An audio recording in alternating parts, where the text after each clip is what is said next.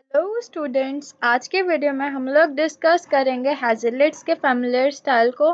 तो सबसे पहले हम मेन हेडिंग्स देख लेते हैं जो कि आज की वीडियो में हम लोग डिस्कस करेंगे। सबसे पहले इंट्रोडक्शन, फिर उनके फैमिलियर स्टाइल पे बात कर रहे हैं जिस इसलिए हम उनकी पावर ऑफ फैमिलियरिटी को डिस्कस करेंगे। फिर danger of our familiarity, importance of authentication and the legacy of Hazlitt's essay and conclusion. आपको यहाँ से देख के लग रहा होगा ये बहुत ही ज़्यादा लेंथी होने वाला है, पर नहीं, ये कुछ मैंने पॉइंट्स बनाए हैं ताकि आपको ये वाला जो टॉपिक है अच्छे से याद हो जाए। फर्स्ट इंट्रोडक्शन देखते हैं कि ये है क्या। विलियम हैज़लिट्स ऐसे ऑन फैमिलियर स्टाइल, उनका एक ऐसे है on familiar style, is a thought provoking piece, जो कि मतलब सोच को जगाने वाला एक पीस है, that believes into the art of writing in conversational tone. जो कि आर्ट ऑफ राइटिंग उसके अंदर कुछ इस टोन में किया गया है, इस तरह किया गया है कि हमें ऐसा लगता है जैसे कि आम बातचीत हो रही हो। ठीक है, A familiar style इसलिए इसका नाम है। The author argues that familiarity can be a powerful tool for writers। वो यहाँ पर जो राइटर हैं, ऑथर यानी कि विलियम हैज़लिट्स, क्या कहते हैं कि जो फैमिलैरिटी है ना, ये क्या है, एक पावरफुल टूल है।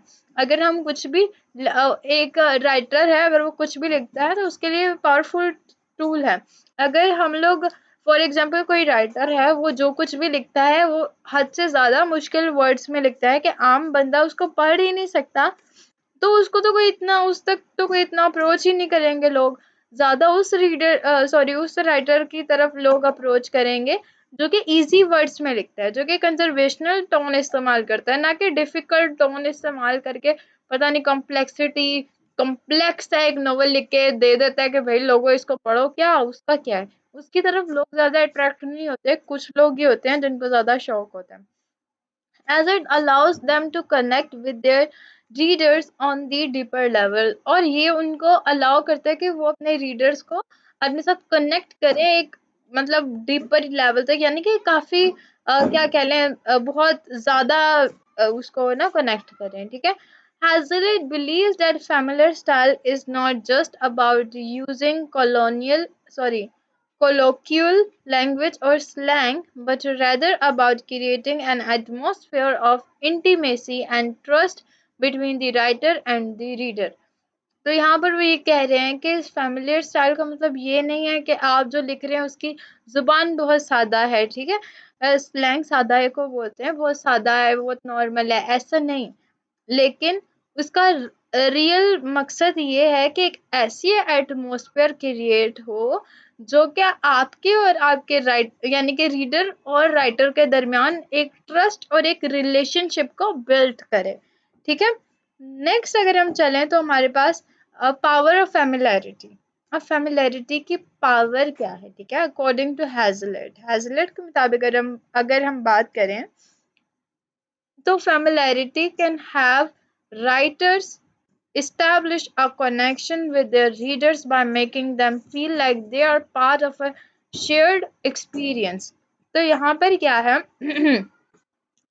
यहाँ पर हैजलेट क्या कह रहे हैं, वो कहते हैं कि अगर हम फैमिलैरिटी को लेकर चलें अपने राइटिंग स्टाइल में, तो ये क्या करती है, ये इस्टेब्लिश करती है एक ऐसा कनेक्शन हमारे और हमारे रीडर्स के दरमियान में, जो कि उनको ये बताता है कि हाँ, हम भी उसी दुनिया से हैं जिस दुनिया से तुम लोग हो, और हम लोग भी वैसी ही चीज़ें एक्सपीरियंस करते हैं जैसे कि तुम लोग एक्सपीरियंस करते हो। तो वो इस तरह अपने एक्सपीरियंस उसमें अच्छे से शेयर कर सकते हैं और रीडर्स उसको अच्छे से अंडरस्टैंड कर सकते हैं। This can be achieved through the use of personal anecdotes, casual language and a conversational tone। और ये इन तीनों चीज़ों से मतलब अचीव किया जा सकता है। ठीक है, और भी बहुत ज़्यादा हैं लेकिन ये उनने मेन तीन लिखी हैं, कैजुअल लैंग्वेज और कंजर्वेशनल टोन। तो मतलब इम्पोर्टेंट है। पर्सनल एनिक्यूट्स मीनिंग इसका मतलब वो होता है कि हमारे अपने जो एक्सपीरियंस वगैरह हुए हैं, जो नॉर्मल ज़िंदगी में नॉर्मल रूटीन वाली चीज़ें। By using familiar style, writer can also make complex ideas more accessible to their readers। यहाँ पर वो बहुत ज़्यादा कॉम्प्लेक्स आइडियाज़ को भी डिस्कस कर सकते हैं जो कि मोर जो कि उनके रीडर्स तक मतलब more no By using familiar style, writers can make complex ideas. हाँ, familiar style को लेकर वो complex ideas को भी वो मतलब इंट्रोड्यूस करा सकते हैं, ठीक है, क्योंकि वो तो उनके रीडर्स एक्सेप्ट करेंगे ना, क्योंकि वो तो बिल्कुल उनकी कंजर्वेशनल टोन में और सब कुछ, तो वो एक्सेप्ट कर सकते हैं, ठीक है, उन तक वो accessible होना चाहिए. Hazlitt argues that this is particularly important in academic writing. और वो ये कह रहे हैं कि ये वाला जो पार्ट है ना, कॉम्प्लेक्स आइडियाज को इंट्रोड्यूस कराना, नॉर्मल लैंग्वेज में लेते जाते लेकर कॉम्प्लेक्स आइडियाज को इंट्रोड्यूस कराना, वो कह रहे हैं ये तो एकेडमिक राइटिंग में होता है, ठीक है, where jargon and technical terms can often create a barrier between the writer and the reader. जहाँ पर अब वहाँ पर बहुत ज़्यादा चीज़ें आ जाती हैं अगर हम एकेडमिक वाली साइड पर चलें. फर्स्ट वहाँ पर अगर हम कोई भी सब्जेक्ट ले लें, फॉर एग्जांपल साइंस, उसमें एग्जांपल हमारी नॉर्मल रूटीन से उठा के दी जाती है, एक्सपेरिमेंट भी उठा के दिया जा सकता है, मतलब दिया होता है, लेकिन उसको अगर हम टेक्निकल टर्म्स में देखें तो वो आगे कहीं और ही निकल जाता है, जो कि एक बैरियर बन जाता है राइटर और रीडर में, क्योंकि वो अब राइटर जो है वो अपनी मर्जी से बताना चाह रहा है और रीडर वो उसको समझने के लिए बैठा हुआ है. लेकिन मसला ये है कि वो बीच में जो टेक्निकल चीजें आ जाती हैं वो इनके दरमियान में एक बैरियर क्रिएट कर देती हैं. नेक्स्ट अगर हम देखें तो हमारे पास डेंजर ऑफ ओवर फेमिलैरिटी. अच्छा, अब ओवर फेमिलैरिटी क्या है, इसको अगर हम देखें, while familiarity can be a powerful tool for writers. यहाँ पर अब वो कह रहे हैं फेमिलैरिटी एक पावरफुल टूल है राइटर्स के लिए, लेकिन हैजलिट वार्न करते हैं बाकी राइटर्स को कि इसको ओवर यूज नहीं करो, इतना ज्यादा फैमिलियर नहीं बनो कि लोग कहें ये तो हमें चगले मार रहा है. ये भी एक पॉइंट है ना, तो उनने वार्न किया है कि आपने और फेमिलियरिटी को हद से ज़्यादा नहीं लेके जाना है, क्योंकि ये क्या है, ये सॉरी फेमिलियरिटी को हद से ज़्यादा नहीं लेके जाना, क्योंकि ये क्या होगा, ये डेंजरस हो जाएगा, ठीक है. He argues that writers who relate too heavily on familiar style risk coming across as insense or manipulate. हाँ, और यहाँ पर वो ये भी कह रहे हैं कि वो राइटर्स जो कि बहुत ज़्यादा इसको हैविली इस पर डिपेंड कर रहे हैं फेमिलियर स्टाइल पर, तो वो रिस्क पे हैं, वो ये बहुत बड़ा रिस्क ले रहे हैं जो कि उनको बहुत मैनिपुलेट कर सकता है आगे. एडिशनली इसके अलावा Hazlitt cautions against using familiar style in inappropriate context such as formal speech or legacy document. हाँ, यहाँ पर इनफॉर्मल में तो समझ में आता है, अगर हम फॉर्मल वगैरह में भी यही यूज कर रहे हैं तो वो भी इनअप्रोप्रिएट है, वो भी सही नहीं है, ठीक है.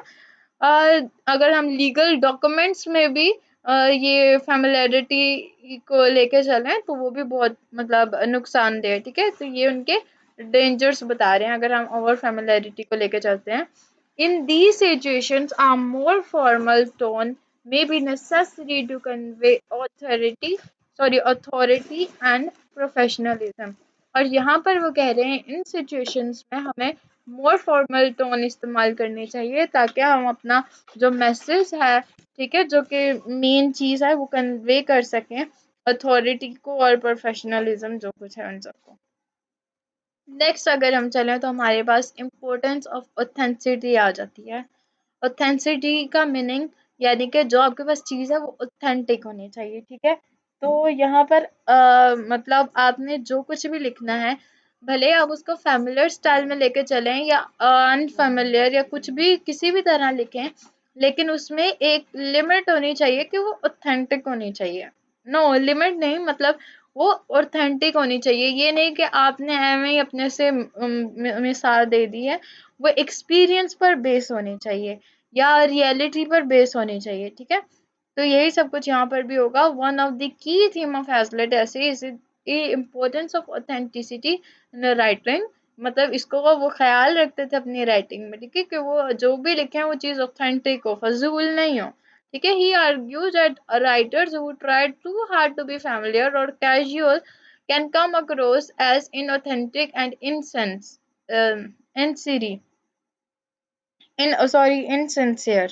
तो यहाँ पर क्या आ जाता है कि वो हेज़लिट क्या कहते हैं कि जो राइटर्स बहुत ज़्यादा टू हार्ड मतलब करते हैं, फ़ैमिलियरिज़्म की तरफ जाते हैं, बहुत ज़्यादा उस पे कोशिश करते हैं और बहुत ज़्यादा कैज़ुअल हो जाते हैं, तो अपनी ऑथेंटिसिटी को खो देते हैं, ठीक है?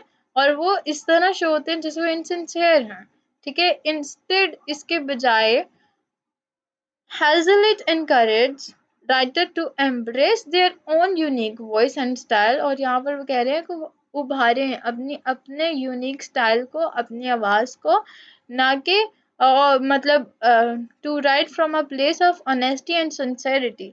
हाँ, वो ऑनेस्टी और सिंसेरिटी के बेस पर लिखें जो कुछ लिखना है, ठीक है? ट्रू वॉइस को वो उभारें, ना कि झूठ के सहारे ऑथेंटिसिटी को खो दें अपनी। By doing so, he believes that writer can create a deeper connection with their readers than they ever could thought sorry ever could through forced familiarity. तो बस यही है कि मतलब जो भी है। हाँ, और अगर वो ऑथेंटिसिटी को लेके चलेंगे तो हैज़लिट कहते हैं कि वो डीपर कनेक्शन बना लेते हैं अपने रीडर्स के साथ, बजाय इसके कि वो हमेशा फ़ैमिलियरिटीज़्म पे ही वो क्या करें, फ़ोर्स अपना करते रहें, उधर ही फ़ोकस रखें। तो द लेजेसी ऑफ हैज़लिट्स एसे, अब हैज़लिट्स ऐसे लिखते थे, हैज़लिट एसे ऑन फ़ैमिलियर स्टाइल। अच्छा, ये जो कुछ भी हमने पढ़ा है ना, ये उनके एसे में बातें की गई हैं।